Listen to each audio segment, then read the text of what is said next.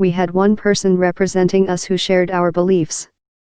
Now we have two people who don't really represent us, said Smith, 24, a 2017 graduate who works with voting rights group Common Cause, which is among the plaintiffs challenging the new districts.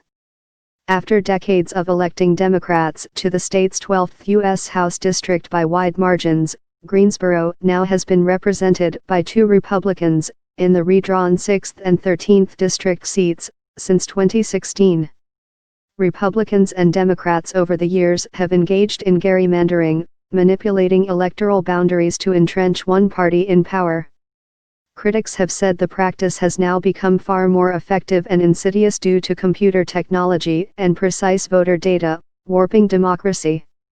The reworked districts that helped President Donald Trump's party gain House seats in North Carolina are part of the historic U.S. Supreme Court fight, along with a single Democratic-drawn House district in Maryland that resulted in a Republican seat flipping to a Democrat. In separate lawsuits, federal courts in Greensboro and Baltimore last year sided with the challengers in North Carolina and Maryland, ruling that the contested districts violated the U.S. Constitution's guarantee of equal protection under the law, the right to free speech and association, or constitutional provisions governing elections.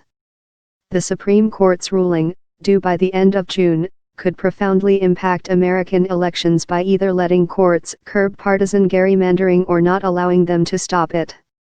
The system we have, some Republicans and conservative advocacy groups have rallied behind the North Carolina legislators, arguing there is no constitutional right for a political party's seat count to be proportional to its percentage of the statewide vote.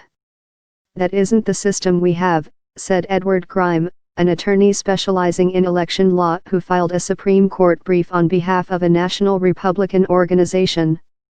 Centrist Republicans including former California Governor Arnold Schwarzenegger and current Maryland Governor Larry Hogan are gerrymandering critics, filing a brief to show how the practice amplifies the voices of partisans and drowns out the voices of moderates.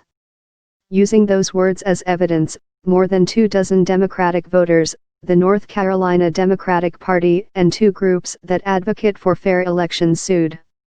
North Carolina A&T political science professor Derek Smith, whose window looks across the district line, said the boundaries were designed to disrupt a community known for its progressive politics, dating back even before the Greensboro sit-ins that were a key moment in the civil rights movement.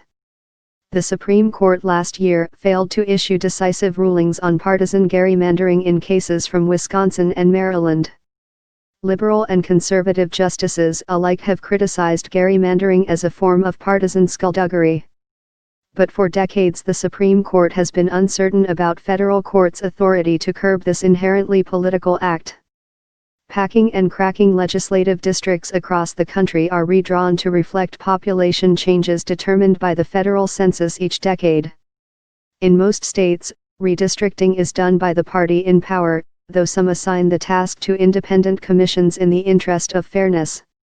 Gerrymandering is carried out by cramming as many like-minded voters as possible into a small number of districts, called packing, and spreading the rest in other districts too thinly to form a majority, called cracking.